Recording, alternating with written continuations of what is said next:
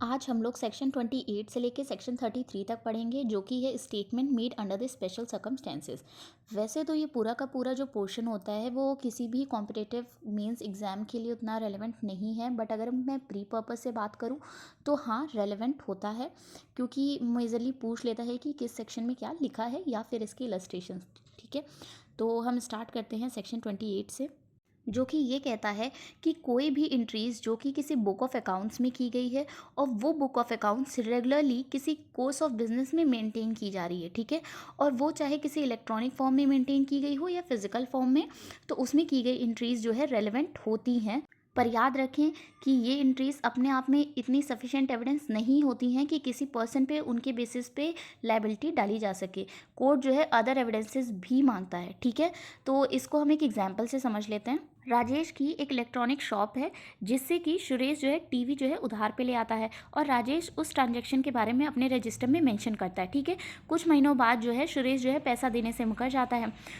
तो वो जो एंट्री होगी जो राजेश ने की थी वो रेलेवेंट तो होगी, पर वो इतनी सफिशिएंट नहीं होगी कि कोर्ट उसको ऑर्डर करे कि तुम पैसा वापस करो। कोर्ट और भी एविडेंसेस देखेगी। अब हम सेक्शन 29 पे आ जाते हैं, जो कि कहता है कि कोई भी एंट्रीज जो कि किसी पब्लिक या किसी ऑफिशियल बुक रजिस्टर रिकॉर्ड में की गई हैं और वो जो है किसी पब्लिक सर्वेंट के द्वारा की गई थी while discharging his official duty, तो वो अपने आप में रेलेवेंट होती हैं।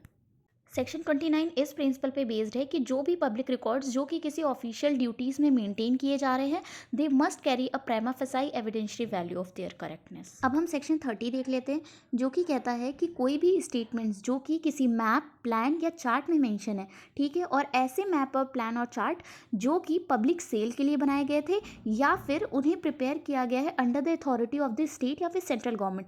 तो हम ये मानते हैं कि वो जो स्टेटमेंट है वो अपने आप में रेलेवेंट है। सेक्शन 31 देख लेते हैं। सेक्शन 31 ये कहता है कि कोई ऐसे स्टेटमेंट जो कि एक फैक्ट से डील करते हैं और ऐसे फैक्ट जो कि पब्लिक नेचर के हैं, ठीक है, और कोर्ट को इनके एग्जिस्टेंस के बारे में एक ओपिनियन फॉर्म करनी है कि एक्चुअली में ये फैक्ट एग्जिस्ट करता है या नहीं करता है, ठीक है, जो कि पब्लिक नेचर का है। तो ऐसे स्टेटमेंट्स जो किसी सेंट्रल एक्ट या स्टेट एक्ट या फिर सेंट्रल गवर्नमेंट या स्टेट गवर्नमेंट के द्वारा किसी नोटिफिकेशन में in the official gazette mention है, तो वो स्टेटमेंट्स जो है रेलेवेंट होंगे। अब हम सेक्शन 32 देख लेते हैं, जो कि ये कहता है कि अगर कोर्ट को किसी कंट्री के लॉ के बारे में कोई एक ओपिनियन फॉर्म करनी है और वो बुक जो है प्रिंट या फिर पब्लिश की गई है किसके अथॉरिटी के अंदर, उस कंट्री के गवर्नमेंट के अथॉरिटी के अंडर में, ठीक है, तो वो जो है स्टेटमेंट क्या हो जाएगा, रेलिवेंट हो जाएगा। अब हम लोग सेक्शन 33 देख लेते हैं, जो कि आज का हमारा लास्ट सेक्शन है, ठीक है।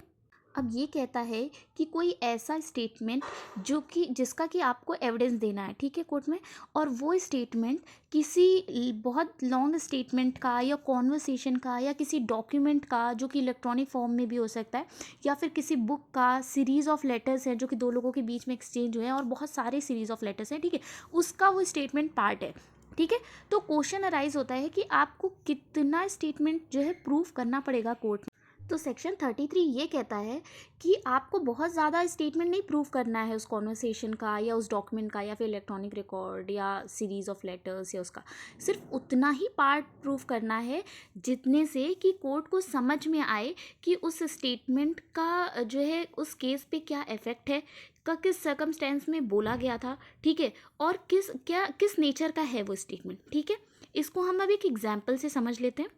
मान लेते हैं ए और बी हैं और दोनों में कॉन्वर्सेशन कैसे हो रही है, थ्रू लेटर्स हो रही है, ठीक है, और उन लेटर्स में ही दोनों में एक लड़ाई स्टार्ट हो जाती है जिसमें कि बी जो है एक लेटर में, एक दो लेटर्स में उसके बारे में बहुत सारी गलत गलत बातें लिख देता है, ठीक है, और वो बातें और किसी को नहीं पता थी, ठीक है। अब वो लेटर कोई और पढ़ लेता है तो उसके बाद ए जो है उसके खिलाफ एक सूट फाइल करता है डिफॉर्मेशन का, ठीक है। अब कोर्ट में क्या सारे ही लेटर्स जो कि उनके बीच में एक्सचेंज हुए थे 15 से 20,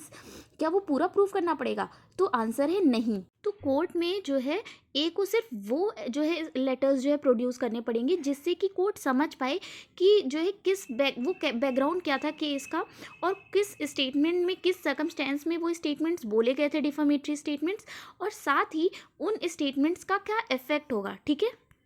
आज का हमारा टॉपिक यहीं पे ख़त्म होता है। होप कि आपको समझ में आया होगा। Please like, share and subscribe.